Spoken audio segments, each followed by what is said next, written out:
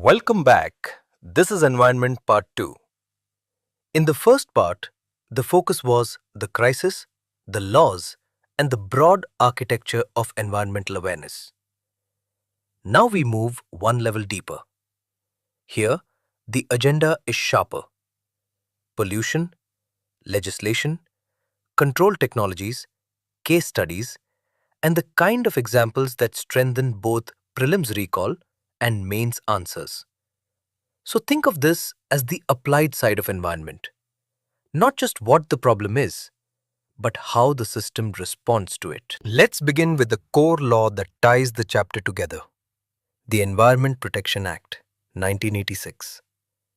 Its objective is simple but powerful: to protect and improve the quality of the environment. Now notice how pollution is framed. Pollution is not just dirty air or dirty water. It is any undesirable change in the physical, chemical, or biological characteristics of the environment. That definition matters because UPSC often tests the scope of the law, not just the year. And here is the confusion point you cannot afford to miss. This is the umbrella legislation. Do not mix it up with the Water Act of 1974 or the Air Act of 1981. The 1986 Act came in the aftermath of the Bhopal tragedy, which is why it sits above sector-specific laws. Now let's make pollution concrete. Air pollution kills because many of its most dangerous agents are invisible. Carbon monoxide, or CO, affects oxygen transport in the body and can lead to giddiness, cardiovascular malfunction, and even asphyxia.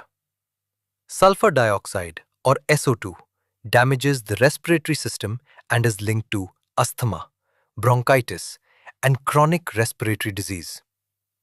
Hydrogen sulfide, H2S, causes nausea and irritation of the eyes and throat. And then comes the big one for modern urban exams: particulates, especially PM 2.5. These tiny particles enter deep into the lungs, trigger inflammation, and cause direct lung damage. And one more connection that many students ignore: pollution does not harm only humans. It also damages flora, reducing growth, lowering yield, and causing premature death in plants. That is how you turn a pollution answer into a full ecosystem answer. Now move from pollutants to pollution control. Industries mainly rely on two big defensive systems: electrostatic precipitators, or ESPs, and scrubbers. An ESP mainly targets particulate matter. Its removal efficiency can go as high as 99%. The mechanism is straightforward. A corona discharge releases electrons. The dust particles become negatively charged, and then they are attracted to positively charged collection plates. One operational condition matters here: air velocity has to stay low. A scrubber does something different. It mainly targets gaseous pollutants, especially SO2. Water or lime spray reacts with sulfur dioxide and forms calcium sulfate precipitate. This is where most students lose marks. They remember both devices but not the distinction. Lock it like this: ESP for particles, scrubber for gases. Now shift from industrial emissions to vehicular emissions. The key device here is the catalytic converter. Dirty exhaust contains hydrocarbons, carbon monoxide, and nitrogen oxides. Inside the converter, catalysts such as platinum, palladium, and rhodium help convert these into relatively less harmful outputs like CO2, H2O, and N2. Now here is the line you should never forget, because examiners love it. A catalytic converter must use unleaded petrol. Why? Because lead inactivates the catalyst and makes the entire device useless. That single detail is missed by a huge number of aspirants. Now let's connect law, technology, and policy through a real case: the Delhi turnaround. In the 1990s, Delhi was ranked as the fourth most polluted city globally. Then came Supreme Court directives, and by 2002, all buses were converted to CNG. Why CNG? Because it burns efficiently, leaves no residue, is cheaper than petrol or diesel, and cannot be easily siphoned or adulterated. And the outcome matters. Between 1997 and 2005, there was a significant drop in CO2 and SO2. This is the type of case study that upgrades your mains answer instantly. Not theory, a real policy intervention with measurable outcome. Now to a pollution type students often treat lightly: noise pollution. That is a mistake. Safe exposure is shown here as 0 to 80 decibels. Beyond 80 decibels, the risk of permanent hearing loss begins. And beyond 115 decibels, sound becomes very harmful. Now connect this to law. The Air Act was passed in 1981, and in 1987, noise was explicitly included as an air pollutant. And the control methods are practical: sound-absorbent materials and horn-free zones. The lesson here is important. Pollution is not only chemical. It can also be physical, and law can still regulate it. Now we move to water pollution, and this is one of the most important conceptual graphs in environment. The key term is biochemical oxygen demand, or BOD. BOD means the amount of oxygen consumed by bacteria while decomposing organic matter. So when sewage enters a river, bacterial activity rises sharply. That makes BOD go up. And when BOD goes up, dissolved oxygen falls. That is why high BOD means high pollution. And that is why fish begin to die. The graph tells a full story. After sewage discharge, BOD spikes. Dissolved oxygen crashes. And then only later, as the river cleans itself downstream, oxygen begins to recover. And one more hard line from the slide. Even 0.1% impurity can make domestic sewage unfit for human use. This is not just a chemistry concept. It is a life and death ecology concept. Now take that water pollution story into the food chain. This is biological magnification, also called biomagnification.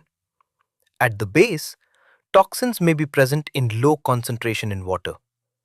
But as you move upward through zooplankton, small fish, large fish, and finally fish-eating birds, the toxin concentration keeps increasing.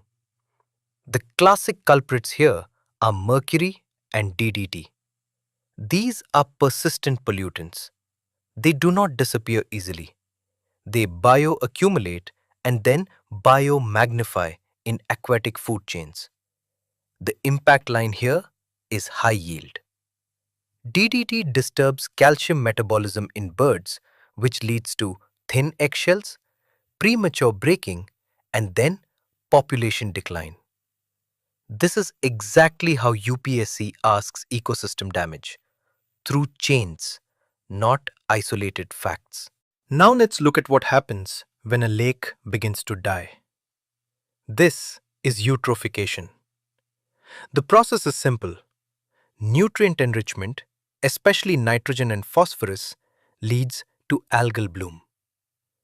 Algal bloom leads to oxygen depletion, and oxygen depletion leads to death of aquatic life. The contrast between a young lake and an old lake is there to show the progression. A young lake is deeper, colder, oxygen-rich, and supports aquatic life better. An old eutrophic lake becomes warm, choked, and biologically stressed. Now the distinction that matters. Natural eutrophication takes centuries. Cultural eutrophication is human-induced and can happen within decades.